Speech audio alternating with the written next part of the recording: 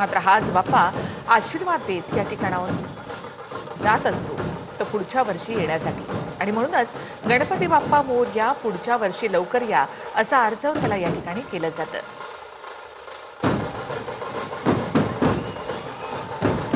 गणपती बाप्पाच्या रूपाचं वर्णन ते काय करावं?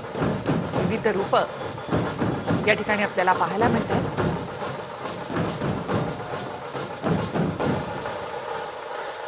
तर कुठे महादेवाच्या रूपातली मूर्ती, तर कुठे विष्णूच्या रूपातील आणि कृष्णाच्या रूपातील मूर्ती देखील आपल्याला या ठिकाणी पाहायला मिळतात।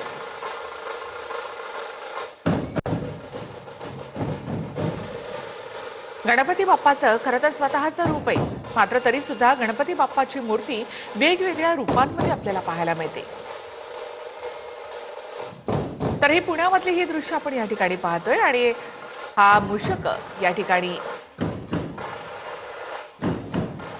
राजर्षी शाहू प्रतिष्ठानचा गणपती बाप्पा आपण या ठिकाणी पाहणार आहोत। आणि सुंदर असं हे दृश्य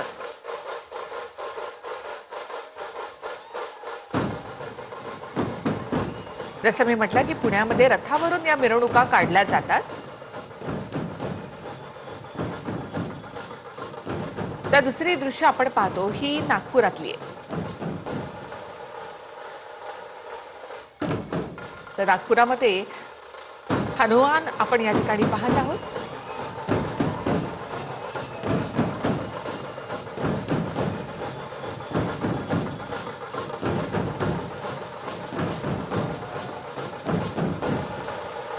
पुणे आणि नाशिक या ठिकाणचे हे दृश्य।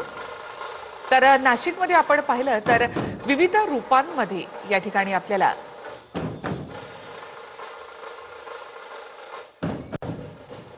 देवाची विविध रूप या ठिकाणी पाहायला मिळतात।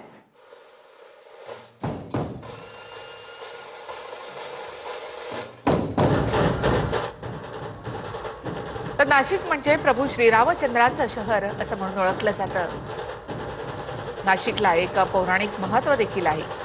तर नागपूरमध्ये आपण पाहतो की विविध रूपांमध्ये आपल्याला इकडे देवांचं दर्शन। तर पुण्यामधली दृश्य, तर हा मूषक ज्या वेळेला फलक खाली घेतो त्यावेळेला इथे घडतं ते बाप्पाचं दर्शन।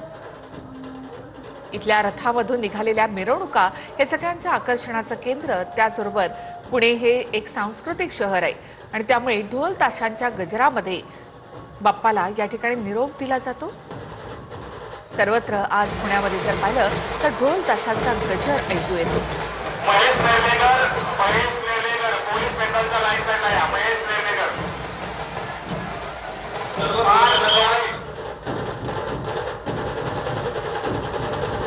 मिरवणुका पाहायच्या तर त्या पुण्यामधल्या अगदी शिस्तबद्ध।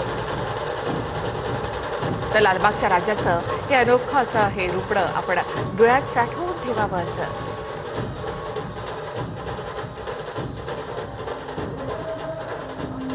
तर दिव्याच्या प्रकाशामध्ये उजळून निघालेलं असा हे बाप्पाचं रूप।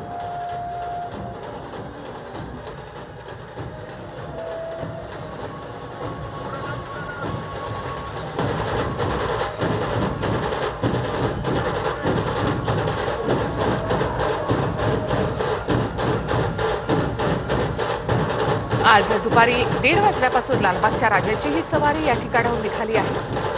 दरवर्षी एक ठरलेला मार्ग आहे, त्या ठिकाणाहूनच ही सवारी जात असते आणि तिथे प्रत्येक मार्गावर बाप्पाचं स्वागत केलं जातं। गेल्या 10 दिवसामध्ये लाखो भक्तांनी इथे आपल्या लालबागच्या राजाचं दर्शन घेतलेलं आहे।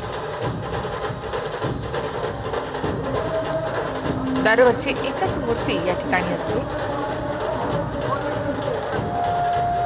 1934 मध्ये नवसानं या बाप्पाची स्थापना झाली। तर नागपूरचे हे दृश्य आपण या ठिकाणी पाहत आहोत। तर जिवंत देखावे या ठिकाणी साकारण्यात आलेले आहेत। तर प्रत्येक रथावर आपण पाहतोय की वेगवेगळे देखावे या ठिकाणी साकारण्यात आले। बाप्पाची मूर्ती तर आहेच, मात्र त्याचबरोबर या देखाव्यांनी खरं तर लक्ष वेधून घेतलेलं आहे।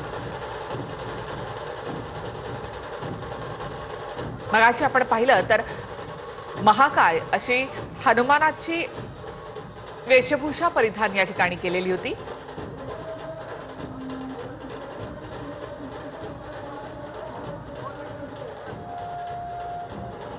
तर लालबागच्या राजाची ही दृश्य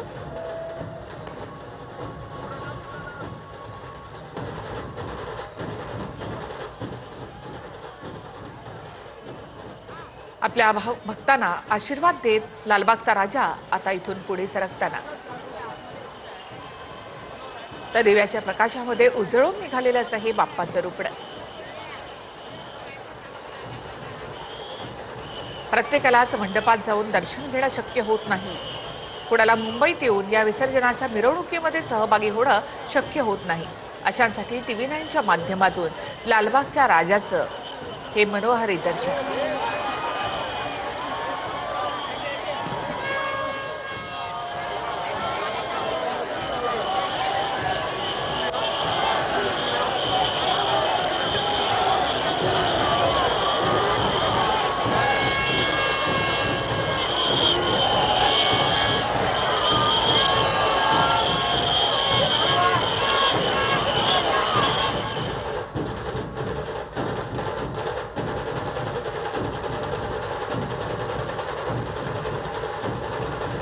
तर पुण्यामधल्या 5ही मानाच्या गणपतींचं विसर्जन आधी झालेलं आहे.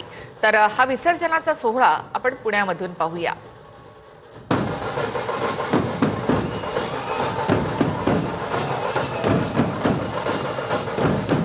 पुण्यातल्या मानाच्या 5ही गणपतींची विसर्जन मिरवणूक पार पडली. ढोल ताशांच्या गजरात हजारो पुणेकर मिरवणुकीमध्ये सहभागी झाले होते.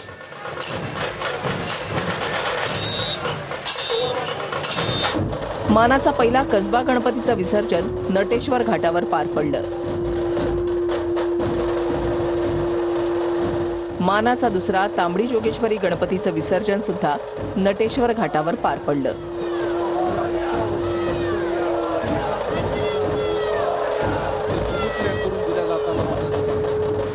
लेझिम पथक, ढोल ताशा पथकांनी विसर्जन मिरवणुकीची शोभा वाढवली.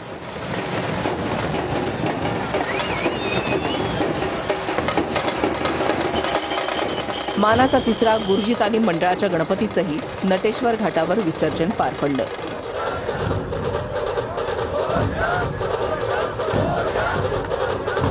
गुलालाची उधळण करत आणि गणपती बाप्पाचा जय जयकार करत मिरवणूक पार पडली. मानाचा चौथा तुळशीबाग गणपतीचं विसर्जन पांचाळेश्वर घाटावर पार पडलं.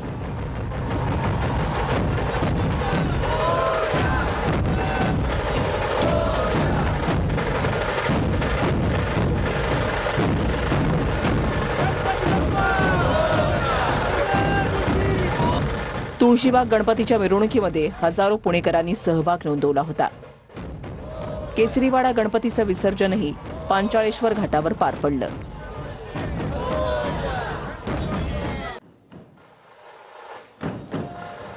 लालबागच्या राजाची विसर्जनाची ही शाही मिरवणूक आपण या ठिकाणी पाहत आहोत.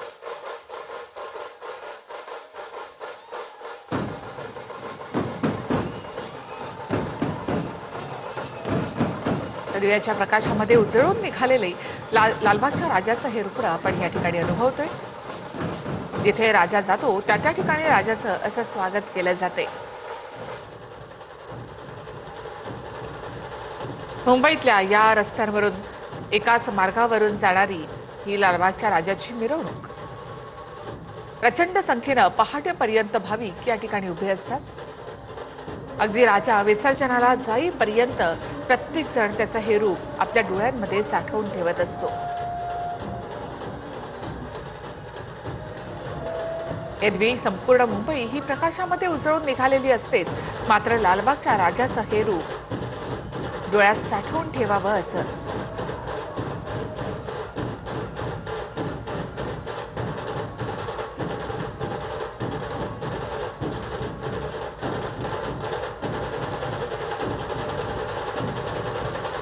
गेल्या 10 दिवसांमध्ये पाहुणचार स्वीकारत बाप्पा आपल्या गावी निघालाय. आज अनंत चतुर्दशी.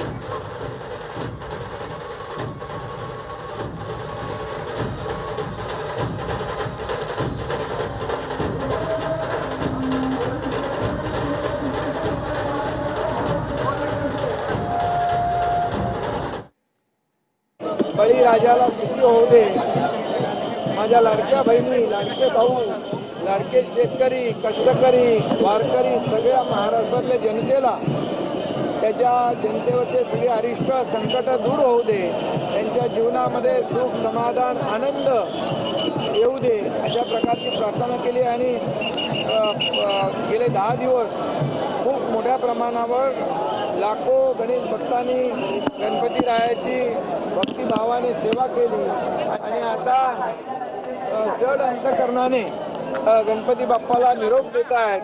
आणि त्यामुळे गणपती बाप्पाचे 10 दिवस अतिशय जल्लोष उत्साह या महाराष्ट्रामध्ये आपण पाहिला, देशभरामध्ये पाहिला. सगळ्यात मोठा उत्सव महाराष्ट्राचा आपला गणपती बाप्पाचा आहे. आणि त्यामुळे मी सर्व गणेश भक्तांना गणेश चतुर्थीच्या शुभेच्छा दिल्या. आता आनंद चतुर्थी आपण देतो आणि तुम्हाला पत्रकारांना पण सगळ्यांना